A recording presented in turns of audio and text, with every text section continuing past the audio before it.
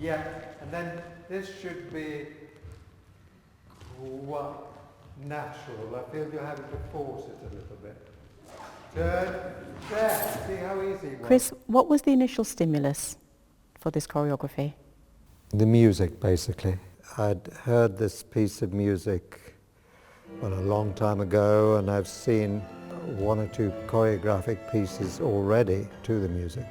So the music had been in my mind, hanging around. I loved it in its various forms, and I'd always had an idea that I would like to make a work to it. So that was the initial stimulus. And so what would you say this dance work is about? Well, the music basically for me is very Eastern European. Of course, you'd sort of call it minimal in a way, I guess. But it seems to have a weight and a sense of history and culture behind it, or at least that's what I hear in the music.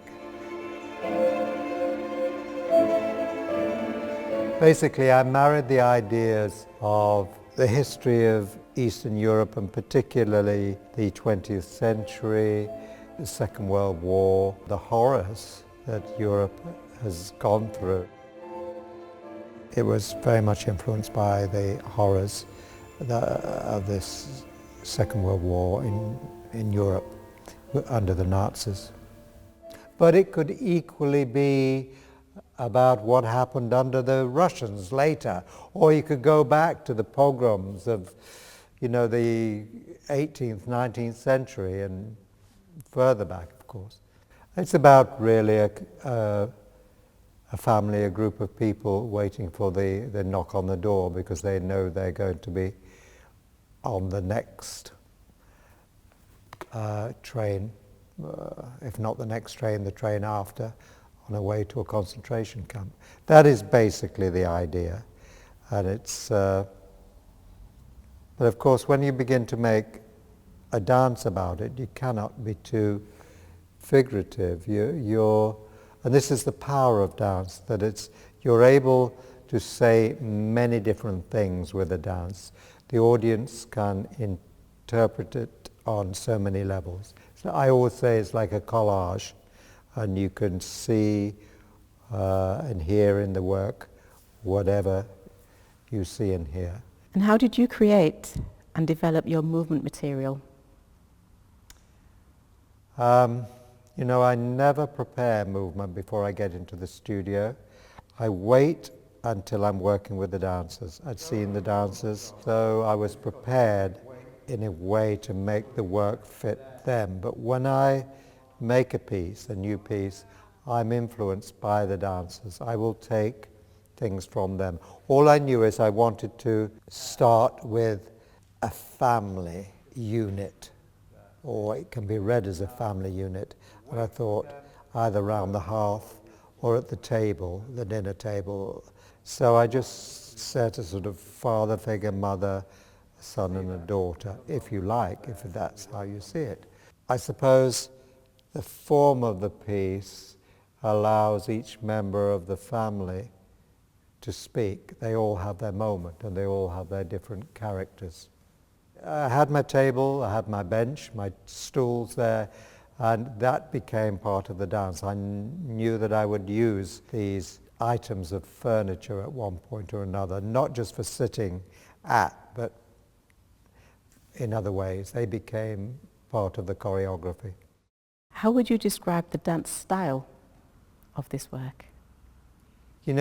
All my work, I think, comes out of my training in various dance styles.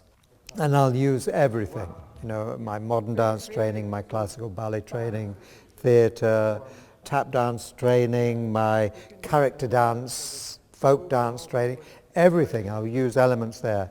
And I suppose for the most part, all my work comes from a modern dance base, but I guess I form a kind of neoclassical language, and a language that also has the ability to express the themes that I'm trying to get across. What decisions did you make, and why, about the number and the gender of the dancers? Well, there I just saw the family unit, so it was a question of mother, father, son, daughter, possibly. So that was how, and it's a small company. Maybe if I was making the work on a larger company, I might have tackled the work very differently. But I was coming into a chamber group, so I made it as chamber work, and I thought 4 dancers was what I needed, and we could have 2 casts, everything will be covered. One has to think of those practical details when you set to work on a company. And what about the staging?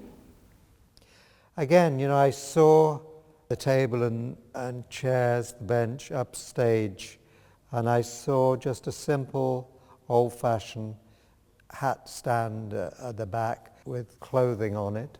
And of course I added the luggage for the end. And how about the lighting? Well, it's called shadows, so therefore it was about a metaphorical shadow or literally a shadow passing in front of the window or the door, and that symbolized the danger, the fear, what everyone was afraid of. And so what I had at one point is, at several points, is that the lights being obscured for a moment, that someone has passed in front of a light.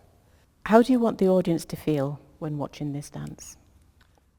I just want the audience to feel engaged, taken in to my world. I grew up in my dancing years from when I was training at Rambert and my early years in the Rambert company,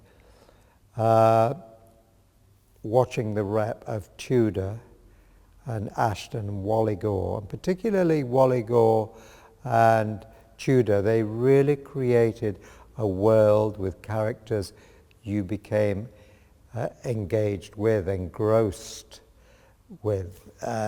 You really cared about what was happening on the stage. So for a moment, for however long the ballet lasted, you were in their world. And I think I'm very influenced by that era of work, that it's in a sense pictorial. It tells tales, it tells stories. I'm not. The stories I tell, as I've said earlier, can be interpreted. There's more space there for the audience.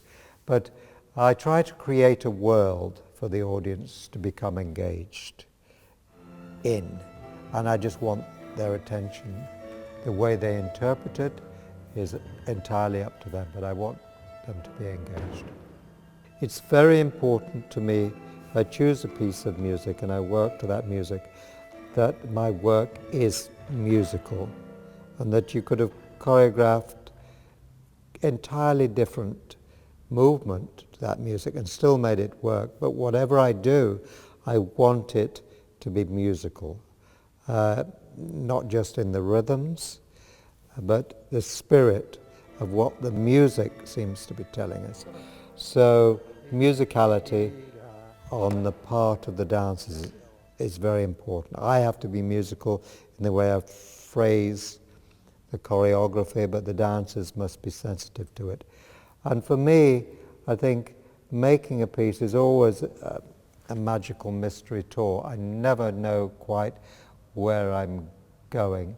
I might have a rough idea of the structure, sometimes more than others, but sometimes I am just following a path, seeing where it leads me. But whatever I do to a piece of music, it must be faithful to the music.